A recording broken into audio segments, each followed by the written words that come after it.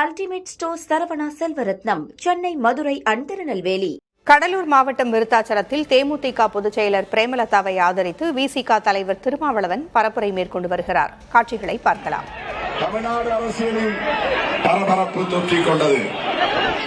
தேமுதிக எப்படியாவது அதிமுக பக்கம் போக வேண்டும் என்று பலரும் கனவு கண்டு கொண்டிருந்த வேளையில் அவர்களின் கனவிலே மண்ணை அள்ளி தூங்கிவிட்டு நாங்கள் மதசார்பற்ற அணியில் தான் இருப்போம், திமுக தலைமையான கூட்டணியில் தான் இருப்போம், விடுதலை சிறுத்தைகளும் அங்க வகிக்கக்கூடிய இந்த கூட்டணியில் தான் நாங்கள் பயணிப்போம் என்று அவர் முடிவெடுத்தது ஒரு துணிச்சலான முடிவு.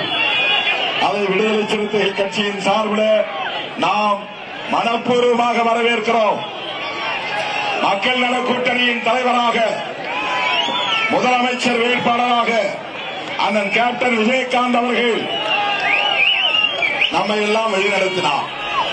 அப்போது விடுதலை சிறுத்தைகளை அவர் எவ்வளவு நேசித்தார் என்பதை நாம் களத்தில் கண்டோம். என் மீது எவ்வளவு பிரியம் கொண்டிருந்தார் என்பதை நீங்கள் மேடைகளில் பார்த்திருப்பீர்கள். என்னை பார்க்கிற போதெல்லாம் தாவி என்னை தழுவுவது, கட்டியணைப்பது, தட்டி கொடுப்பது, ஊக்கப்படுத்துவது என்பதை தன்னுடைய கடமையாக கொண்டிருந்தவர் அண்ணன் கேப்டன் விஜயகாந்த் அவர்கள். அவரோடு பயணித்த காலம் வாழ்நாளில் மறக்க முடியாத ஒரு பொற்காலம் என்று சொல்லலாம். அந்த அளவுக்கு குழந்தை உள்ளம் கொண்டவர். உள்ளொன்று வைத்து வெளியே ஒன்று பேசுகிற பழக்கம் அவரிடத்திலே இல்லை.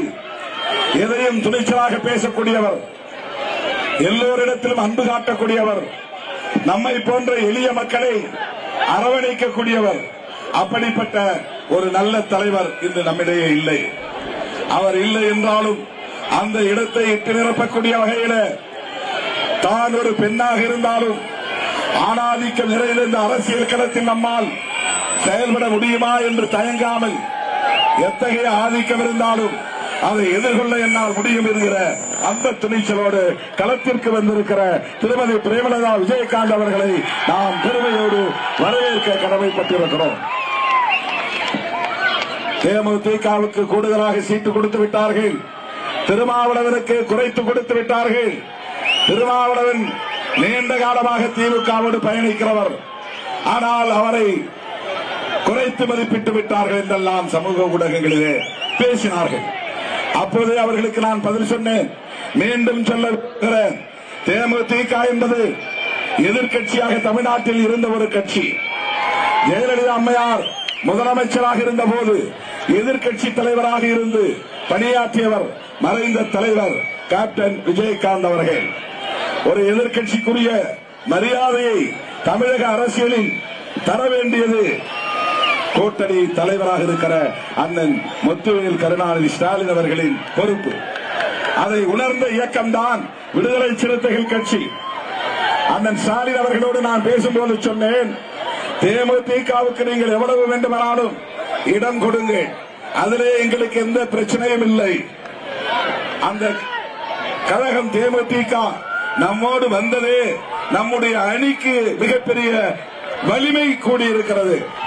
ஆகவே தேமுதிகவை அதிமுக இழுத்துச் செல்ல முயன்ற நிலையில் அவர் அதற்கு இணங்காமல் நாங்கள் திமுகவோடு தான் போயிருக்கிறோம் என்று சொன்ன நிலையிலேயே, இணைந்திருக்கிற நிலையிலேயே அவருக்கு எத்தனை இடங்கள் வேண்டுமானாலும் அள்ளி கொடுக்கலாம், அதை நான் வரவேற்கிறேன் என்று வெளிப்படையாக அண்ணன் முதலமைச்சர் ஸ்டாலின் அவரிடத்தில் நான் கூறினேன்.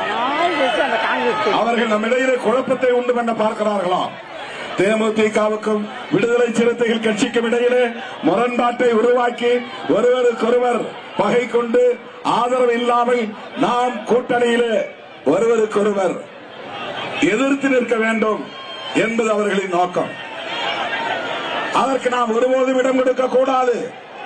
கடலூரிலே முதலமைச்சர் வந்தபோது நான் பேசினேன், வேட்பாளர்களை அறிமுகப்படுத்துவது திருமாவளவன் கடமை அல்ல, திருமாவளவனின் வேலை அல்ல. நான் கூட்டணி கட்சி தலைவர், அவ்வளவுதான். கடலூர் மாவட்டத்தில் 9 தொகுதிகளில் 2 தொகுதிகளை விடுதலை சிறுத்தைகளுக்காக அண்ணன் ஸ்டாலின் அவர்கள் ஒதுக்கி இருக்கிறார். அப்போது நான் அந்த 2 பேரை பெயரை சொல்லி, பன்ருட்டி வேட்பாளர் காட்டுமன்னார் கோயில் வேட்பாளர் அவர்களுக்கு வாக்களியுங்கள் என்று சொன்னபோது ஒரு கட்சியின் தலைவர் என்கிற வரையிலே நான் விடுதலை சிறுத்தைகள் வேட்பாளருக்கு மட்டும் வாக்கு சேகரிப்பது நியாயமாக இருக்க முடியாது.